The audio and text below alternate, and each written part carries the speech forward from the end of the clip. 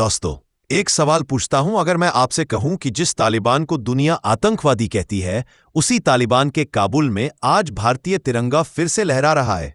जिस तालिबान से 2021 में सारी दुनिया भागी थी, उसी तालिबान के विदेश मंत्री को भारत ने लाल कालीन बिछाकर दिल्ली बुलाया। और उसी तालिबान को पिछले हफ्ते भारत ने 73 टन दवाइयां भेजी। तो आप क्या सोचेंगे? क्या भारत पागल हो गया है या भारत ने कोई बहुत बड़ा खेल खेलना शुरू कर दिया है? भारत का तालिबान गेम 2025 का सबसे बड़ा ट्विस्ट एक, वो दिन जब सब कुछ बदल गया। दोस्तों, याद कीजिए 15 अगस्त 2021, काबुल एयरपोर्ट पर लोग प्लेन के पहियों से लटक कर भाग रहे थे। भारत ने अपना दूतावास बंद किया, सारे राजनयिक वापस बुला लिए। हमने सोचा था तालिबान के साथ अब कभी बात नहीं होगी, लेकिन 2025 आते आते तस्वीर पूरी बदल गई।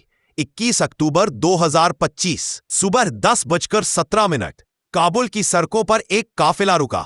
गाड़ी से उतरे भारत के चार्ज दी अफेयर्स भारत मणि शर्मा। उन्होंने दूतावास के गेट पर ताला खोला और भारतीय तिरंगा फिर से फहरा दिया। 4 साल बाद काबुल में भारतीय दूतावास पूरी तरह खुल गया।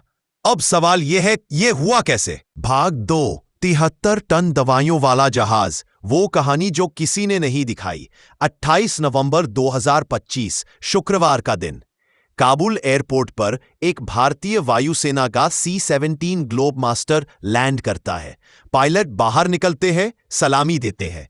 ट्रक में लोड होती है 73 टन दवाइयां, इंसुलिन, कैंसर की दवाइयां, वैक्सीन। तालिबान के स्वास्थ्य मंत्री काजी अब्दुल वलीद खुद रिसीव करने आते हैं। कैमरे में वो पल कैद होता है जब तालिबान का मंत्री भारतीय अफसर से गले मिलता है। लेकिन ये सिर्फ दवाइयां नहीं थी दोस्तों, ये था भारत का मैसेज। जब दुनिया ने अफगानिस्तान को छोड़ दिया, भारत नहीं छोड़ेगा। और ये पहली बार नहीं है। 2022 से अब तक भारत ने अफगानिस्तान को 50,000 टन गेहूं, 500 टन दालें, 40 टन दवाइयां, 5 लाख खुराक कोविड वैक्सीन भेजी है। लेकिन पिछले हफ्ते का 73 टन शिपमेंट खास था, क्योंकि ठीक 3 दिन पहले पाकिस्तान ने अफगानिस्तान पर हवाई हमले किए थे। 25 नवंबर को पाकिस्तानी F-16 ने खोस्त और पख्तिका प्रांत में 46 बम गिराए। 9 बच्चे और 4 महिलाएं मारी गईं। और ठीक उसी वक्त भारत का जहाज दवाइयां लेकर पहुंच गया। दुनिया ने देखा, एक तरफ बम, दूसरी तरफ दवाई। पाकिस्तान के हमले की लोकेशन प्लस भारत का जहाज। भाग 3, पाकिस्तान का सबसे बड़ा डर, भारत अब अफगानिस्तान में क्यों घुस रहा है? अब आते हैं सबसे बड़े सवाल पर, पाकिस्तान इस वक्त क्यों चिल्ला रहा है? दोस्तों, पाकिस्तान के लिए अफगानिस्तान उसकी स्ट्रेटेजिक डेप्थ है। यानी अगर भारत से लड़ाई हुई तो पाकिस्तान की फौज पीछे हटकर अफगानिस्तान में छिप जाएगी। लेकिन अब तालिबान भारत के साथ खड़ा दिख रहा है, तो पाकिस्तान का पूरा प्लान फेल। पिछले 6 महीनों में क्या क्या हुआ है सुनिए। मार्च 2025, तालिबान ने TTP तहरीके तालिबान पाकिस्तान के 16 बड़े कमांडरों को गिरफ्तार किया और पाकिस्तान को सौंपने से इनकार कर दिया। अप्रैल 2025, तालिबान ने कहा अफगानिस्तान की जमीन भारत के खिलाफ इस्तेमाल नहीं होगी। ये वही लाइन है जो भारत हमेशा मांगता रहा है।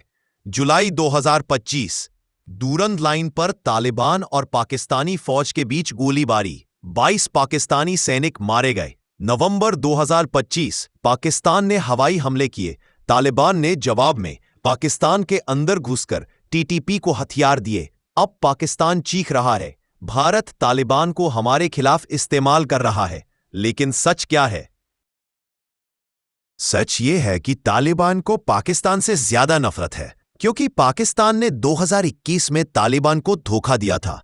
कहा था कि हम तुम्हें सपोर्ट करेंगे, लेकिन बाद में अमेरिका के सामने झुक गया। और अब जब पाकिस्तान TTP से परेशान है, तो तालिबान कह रहा है अब अपनी औकात में रहो। भाग 4, आतंकवाद का असली खेल, कौन किसको इस्तेमाल कर रहा है? अब एक बहुत बड़ा सवाल, क्या तालिबान सच में भारत के खिलाफ आतंकवाद बंद करेगा?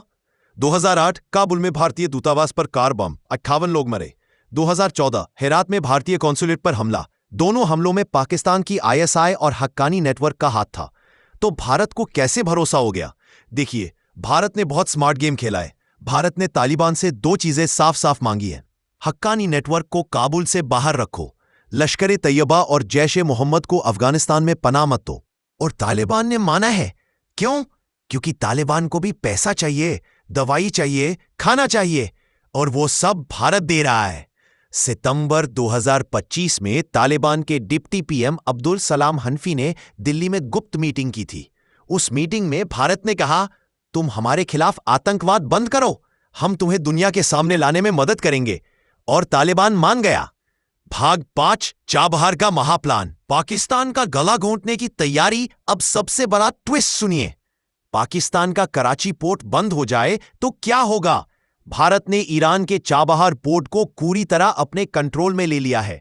अब अफगानिस्तान को गेहूं, दवाई, पेट्रोल सब चाबहार से जाता है। पाकिस्तान का कराची पोर्ट बेकार पड़ा है। 6 नवंबर 2025 को अमेरिका ने चाबहार पर से 6 महीने का सैंक्शन हटा दिया।